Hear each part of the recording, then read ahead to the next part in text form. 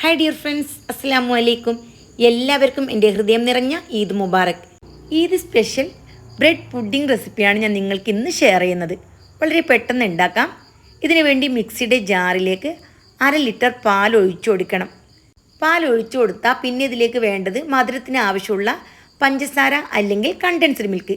1/2 cup condensed milk ചേർത്ത് കൊടുത്തു. പിന്നെ കുറച്ച് പഞ്ചസാരയും കൂടി ചേർത്ത് കൊടുത്തു. 1/4 കപ്പാണ് ഞാൻ ചേർത്തിട്ടുള്ളത്. പിന്നെ 2 ടേബിൾ സ്പൂൺ കസ്റ്റേർഡ് പൗഡറും കൂടി വേണം. വനില ഫ്ലേവർ കസ്റ്റേർഡ് പൗഡറാണ് ഞാൻ ചേർത്തിട്ടുള്ളത്. പിന്നെ 1/2 ടീസ്പൂൺ വനില എസൻസും കൂടി ചേർത്ത് കൊടുക്കുന്നുണ്ട്. പിന്നെ ഇതിലേക്ക് വേണ്ടത് മുട്ടയാണ്. 2 മുട്ടയാണ് ഞാൻ ഇതിലേക്ക് ഒഴിച്ചു കൊടുത്തിട്ടുള്ളത്. മുട്ടയുടെ ഫ്ലേവർ ഇഷ്ടമില്ലെങ്കിൽ ഈ ഭാഗം സ്കിപ്പ് ചെയ്യാം. എന്നിട്ട് മിക്സിയുടെ ജാറിൽ നന്നായിട്ടൊന്ന് അടിച്ചെടുക്കണം. ഇനി ഇത് നമ്മൾ ഏത് പാത്രത്തിലാണോ ഉണ്ടാക്കുന്നത് ആ പാത്രത്തിലേക്ക് ഒഴിച്ചു കൊടുക്കാം. എന്നിട്ട് അടുപ്പിൽ വെച്ചിട്ട് നല്ല പോലെ മീഡിയം തീയിൽ ഒന്ന് കുറുക്കിയെടുക്കണം.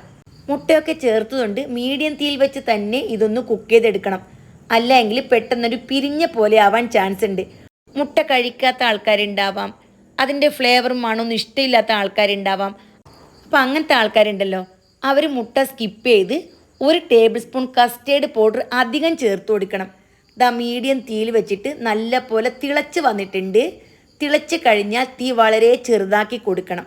എന്നിട്ട് 3 മിനിറ്റ് ഇത് നന്നായിട്ടൊന്ന് വേവിച്ചെടുക്കണം. അതിനുശേഷം നമുക്ക് തീ ഓഫ് ചെയ്യാം. കണ്ടൻസ് മിൽക്ക് നിങ്ങളുടെ കയ്യിലില്ല എങ്കിൽ 1/2 കപ്പ് പ്ലസ് 2 ടേബിൾ സ്പൂൺ പഞ്ചസാര ചേർത്ത് കൊടുക്കണം. പിന്നെ ഇതിലേക്ക് വേണ്ടത് 1 പൈനാപ്പിളിൻ്റെ 1/4 ഭാഗം. അത് നന്നായിട്ട് അല്പം നെയ്യ് ചേർത്ത് വഴറ്റിയെടുക്കണം. എന്നിട്ട് ഇതിലേക്ക് ആവശ്യത്തിന് 2-3 ടേബിൾ സ്പൂൺ പഞ്ചസാര ചേർത്ത് കൊടുത്ത് ഈ പഞ്ചസാര നന്നായിട്ടൊന്ന് മെൽറ്റ് ആവണം. അതുവരെ ഒന്ന് വഴറ്റിയെടുക്കണം. ഇനി നമുക്ക് പുഡിംഗ് സെറ്റ് ചെയ്യാം. ബ്രെഡ് ഉണ്ടല്ലോ, 4 സൈഡും കട്ട് ചെയ്ത് ഒരു പാത്രത്തിലേക്ക് വെച്ച് കൊടുക്കണം. നിങ്ങൾ ഏത് പാത്രത്തിലാണ് പുഡിംഗ് സെറ്റ് ചെയ്യുന്നത് ആ പാത്രത്തിൽ വെച്ച് കൊടുക്കണം. ഇനി വേണമെന്നുണ്ടെങ്കിൽ ഇതിൻ്റെ മുകളിൽ അല്പം പാലോ പഞ്ചസാര സിറപ്പ് ഉണ്ടല്ലോ അത് ഒഴിച്ചു കൊടുക്കാം. നന്നായിട്ട് സെറ്റ് ചെയ്ത് കഴിഞ്ഞാൽ നമ്മൾ റെഡിയാക്കി വെച്ചിരിക്കുന്ന കസ്റ്റേർഡ് മിക്സ് ഉണ്ടല്ലോ അത് ഒഴിച്ചു കൊടുക്കണം. ഞാനിവിടെ ചൂടോട് കൂടി തന്നെയാണ് ഒഴിച്ചു കൊടുക്കുന്നത്. അപ്പോൾ പെട്ടെന്ന് കുതിർന്ന് കിട്ടും. ചൂടോട് കൂടി തന്നെ ഈ കസ്റ്റേർഡ് ഉണ്ടല്ലോ അതിൻ്റെ പകുതി ഭാഗം മുകളിൽ ഒഴിച്ചു കൊടുക്കണം. ബാക്കി പകുതി മുകളിൽ ഭാഗം ഒഴിക്കാൻ വേണ്ടി എടുത്തു വെക്കണം. ഞാനിവിടെ എല്ലാം കൂടി നന്നായിട്ട് ഒഴിച്ചു കൊടുക്കുന്നുണ്ട്. ഈ ബ്രെഡെല്ലാം നന്നായിട്ട് കുതിരണം. അതിന് വേണ്ടിയിട്ടാണ് നല്ല പോലെ ചൂടോട് കൂടി തന്നെ ഒഴിച്ചു കൊടുക്കുന്നത്.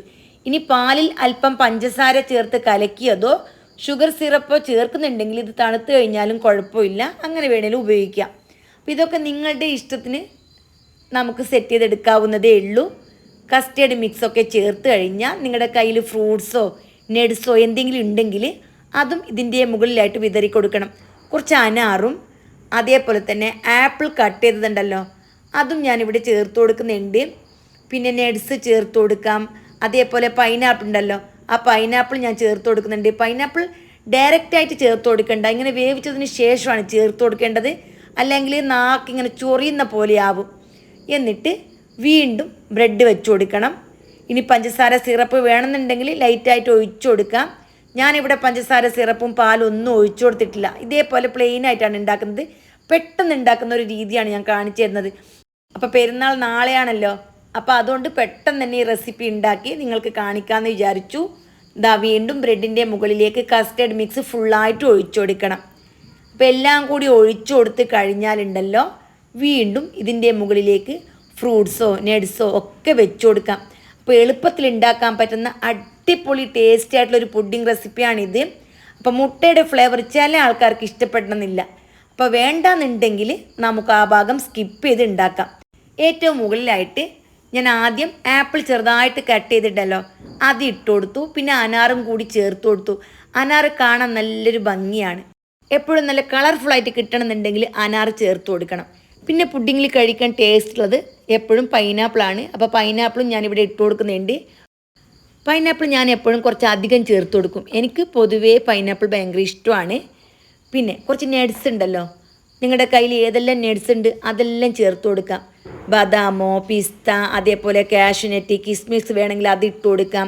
പിന്നെ ഞാൻ ഇട്ട് കൊടുക്കുന്നത് കുരു കളഞ്ഞ് ചെറുതായിട്ട് അരിഞ്ഞെടുത്ത ഈത്തപ്പഴം ഉണ്ടല്ലോ അതും ഇതിൻ്റെ മുകളിലായിട്ട് വിതറി കൊടുക്കുന്നുണ്ട്. എന്നിട്ട് നന്നായിട്ട് കവർ ചെയ്തതിന് ശേഷം ഫ്രിഡ്ജിലേക്ക് മാറ്റണം. ഞാൻ ഫ്രീസറിൽ ഇപ്പോൾ 2 മണിക്കൂർ നല്ല പോലെ സെറ്റ് ചെയ്തെടുക്കുന്നുണ്ട് തണുക്കാൻ വേണ്ടിയിട്ട്. ഫ്രീസറിലാകുമ്പോൾ പെട്ടെന്ന് തണുത്ത് കിട്ടും. ഇനി ടൈം ഉണ്ടെങ്കിൽ ഫ്രിഡ്ജിൽ തന്നെ വെച്ചാൽ മതി. അപ്പോൾ ഈ പെരുന്നാളിന് വളരെ ഈസി ആയിട്ട് ഉണ്ടാക്കാൻ പറ്റുന്ന ഒരു അടിപൊളി പെരുന്നാൾ റെസിപ്പിയാണ് ഞാൻ നിങ്ങൾക്ക് ഷെയർ ചെയ്തത്. അപ്പോൾ എല്ലാവരും ഇപ്പോൾ തന്നെ ഒന്ന് ട്രൈ ചെയ്ത് നോക്ക്. എല്ലാവരുടെ വീട്ടിലും ഫ്രൂട്ട്സും ഉണ്ടാവും, അതേപോലെ ബ്രെഡും ഉണ്ടാവും. നോമ്പായ ഫ്രൂട്ട്സ് എല്ലാവരുടെ വീട്ടിലും ഇഷ്ടം പോലെ ഉണ്ടാവും. അപ്പോൾ ഉണ്ടാക്കിയിട്ട് നിങ്ങളുടെ കമൻറ്റ് അറിയിക്കണം. വീണ്ടും കാണാം. Bye bye.